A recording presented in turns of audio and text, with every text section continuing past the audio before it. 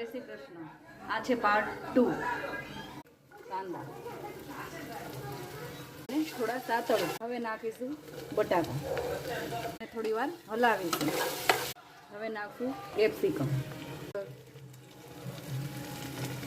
કોબીજ, બીટ, આ બધું નાખીને થોડી વાર ચડવા દેશું. જોઈ શકો છો શાકભાજી બધું સંતળાઈ રહ્યું છે. સારી રીતે શાકભાજી સંતળાઈ ગયું છે. હવે આપણે એમાં વટાણા નાખી દઈશું, ટમેટાં પણ નાખી દઈશું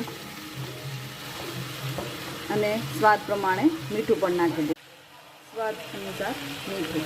લીધા છે બાસમતી ચોખા, જે માપમાં 1 વાટકા જેટલા છે. ચોખાને આપણે સારી રીતે ધોઈ લીધા છે. હવે આપણે આમાં નાખીશું થોડી હળદર પાવડર, મસાલો. હવે